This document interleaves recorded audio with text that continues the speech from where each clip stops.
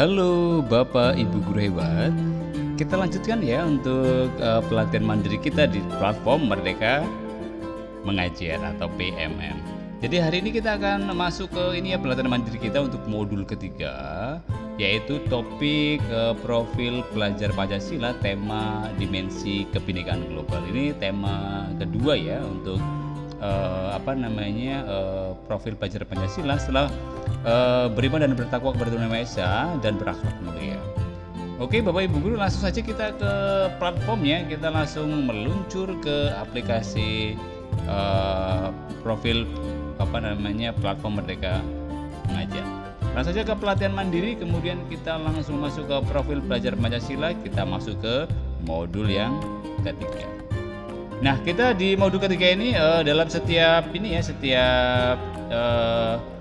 ada dua materi yang akan kita pelajari. Yang pertama kita harus menyaksikan satu video.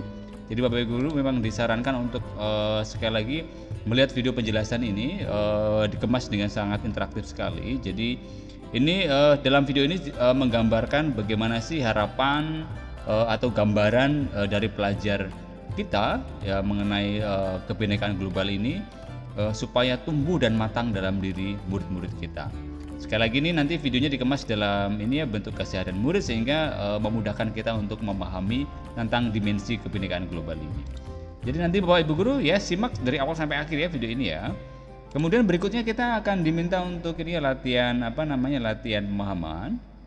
Kemudian kita diminta untuk berefleksi mengenai pengalaman, ini pertanyaannya ya, mengenai pengalaman yang paling berkesan ketika berinteraksi dengan budaya atau bahasa murid, bahasa yang berbeda. Bagaimana menghadapi hal tersebut? Ini refleksi yang saya buat.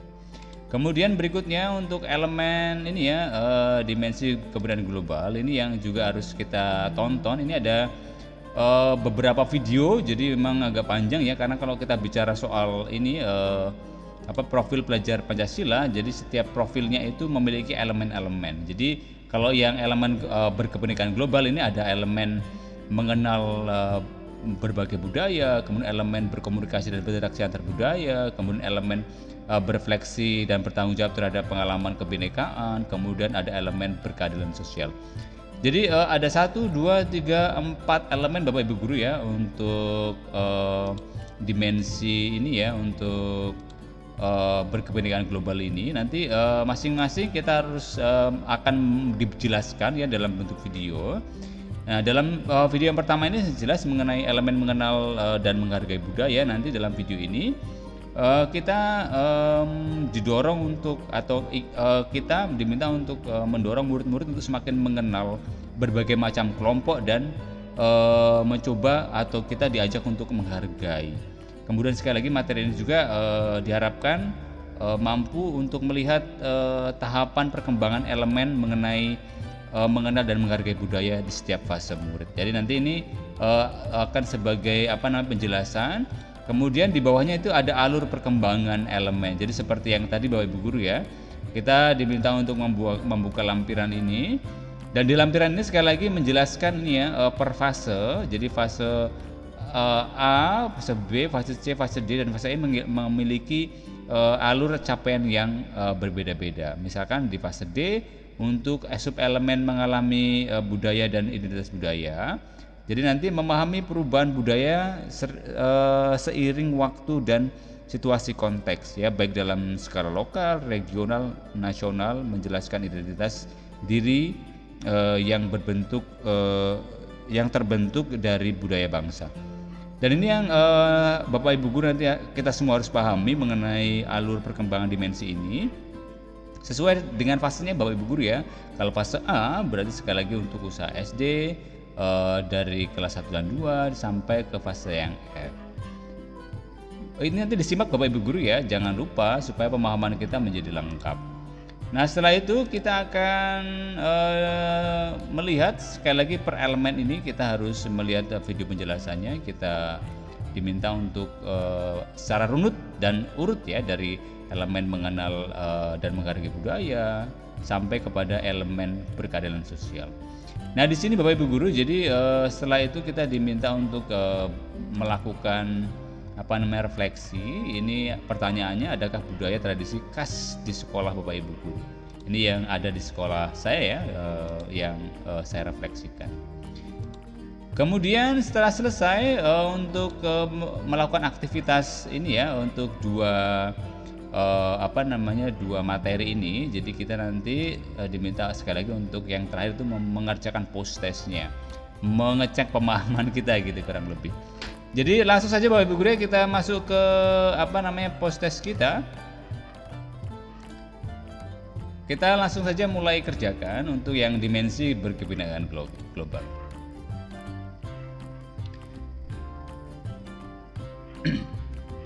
Oke Bapak Ibu guru, untuk pertanyaan pertama, berikut ini merupakan elemen dari dimensi berkebinekaan global kecuali, ini yang bukan ya. Komunikasi dan interaksi antar budaya, menghormati keanekaragaman budaya, mengenal dan menghargai budaya. D. Berkeadilan sosial. Jadi yang bukan Bapak Ibu guru ya, masih ingat tadi di aktivitas kedua kita disuguhkan elemen-elemen dalam dimensi berkebinekaan global ini. Maka lihat kita akan memilih opsi B karena memang dalam elemen-elemen ini tidak termasuk ya menghormati keanekaragaman budaya. Yang ada itu komunikasi dan interaksi antar budaya, mengenal dan menghargai budaya, dan berkeadilan sosial. Oke, demikian kita lanjut untuk pertanyaan nomor 2. Untuk pertanyaan nomor 2, anak-anak sejak kecil perlu diperkenalkan dengan budaya di mana ia hidup agar menghargai dan menghormati budayanya. Berikut ini manakah cara yang paling tepat dilakukan guru untuk mengenalkan dan menghargai budaya anak? A. Bermain permainan dari daring modern, menghafalkan nama produk atau hasil budaya yang ada, membiasakan menggunakan contoh budaya luar saat mengajar. D. Memberikan tugas mewawancarai orang di sekitarnya tentang asal-usul budaya atau kebiasaan masyarakat. Kita lihat Bapak Ibu guru dari ini kata kuncinya adalah pada pertanyaan ini ya, untuk diperkenalkan dengan budaya di mana ia hidup. Nah, agar menghargai budaya orang lain. Maka sekali lagi yang paling tepat adalah ini ya, yang D, karena memang memberikan tugas wawancara ini menjadi hal yang paling konkret yang bisa dilakukan, terutama yang tinggal di sekitar murid tersebut mengenai asal-usul budaya atau kebiasaan masyarakat. Ini yang langsung nanti menyentuh ke aktivitas anak. Yang berikutnya Bapak Ibu guru, kita masuk ke pertanyaan nomor 3. 1. Berkomunikasi antar budaya. 2. Menghilangkan stereotip dan prasangka. 3. Menimbang dan menumbuhkan berbagai perspektif. 4. Menyelaraskan perbedaan budaya. Dari pilihan di atas, manakah yang merupakan sub-elemen dari elemen komunikasi dan interaksi budaya? Jadi nanti kita bisa dilihat di ini ya, kalau sub-elemen bisa dilihat di supaya jelas di lampiran dari setiap setelah kita menyelesaikan video. Di situ ada sekali lagi file PDF yang bisa kita download.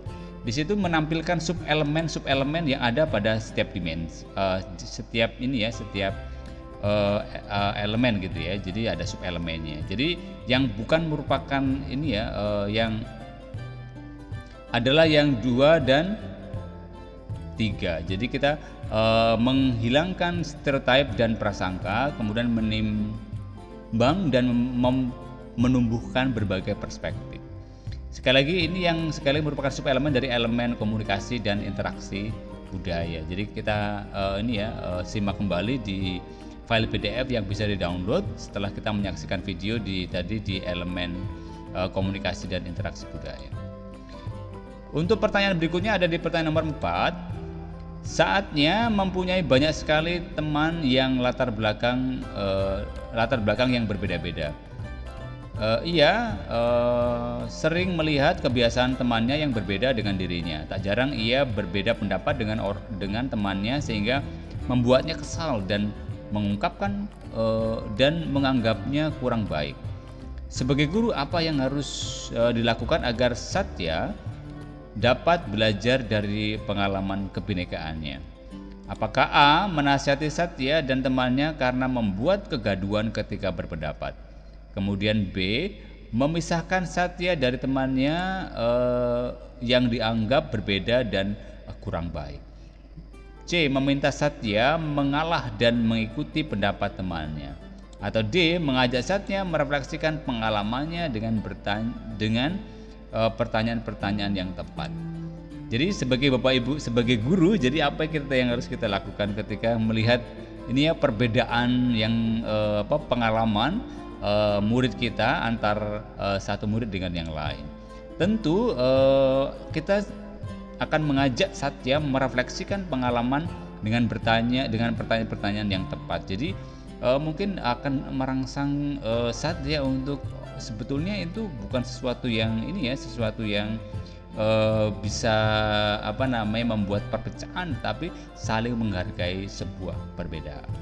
Jadi yang nanti yang menjadi pengalaman kebinekaan dari Satya menjadi sangat konkret sekali karena menyangkut langsung pengalaman menghadapi perbedaan. Berikutnya untuk pertanyaan terakhir, berikut ini manakah yang merupakan contoh perilaku yang mencerminkan elemen berkeadilan sosial? Apakah A. murid memberikan kesempatan mengungkapkan pendapat dan suaranya? B. murid diberikan aturan yang dibuat oleh guru dan sekolah? C. dilatih berkompetisi dengan murid lain? D. murid diajar dengan metode dan strategi pembelajaran yang sama di kelas. Kita lihat untuk contoh perilaku yang mencerminkan elemen berkeadilan sosial. Ini tentu tidak lepas dari sila Pancasila ya, sila yang kelima, keadilan sosial. Maka di sini opsi yang paling tepat adalah murid diberikan kesempatan mengungkapkan pendapat dan suaranya. Jadi kesempatan ini menjadi penting karena memang murid kita harus diberi porsi yang cukup jadi untuk mengungkapkan diri mereka. Jadi ini summary-nya Bapak Ibu guru yang sudah kita kerjakan. 5 soal sih nggak banyak ya. Jadi semoga di pemahaman di pemahaman dimensi berkebinekaan global ini kita sekali lagi mampu mengajak murid-murid kita untuk semakin mengenali perbedaan, kemudian menganggapnya bukan hanya sebagai ancaman atau melihat perbedaan ini sebagai sesuatu yang bisa menimbulkan perpecahan, tetapi sesuatu yang memperkaya para murid kita. Oke, demikian Bapak Ibu guru. Semoga kita tidak berhenti untuk tetap belajar ya. Sekali lagi nikmati video pembelajarannya dan yang ada dalam platform Merdeka Mengajar supaya pemahaman kita menjadi lengkap. Saya hanya membantu sekali lagi untuk pembahasan mengenai post testnya gitu ya. Jadi semangat Bapak Ibu guru hebat. Kita sampai ketemu di video pembahasan pelatihan mandiri di platform Merdeka Mengajar berikutnya. Bye bye, semangat, salam bahagia untuk kita semua.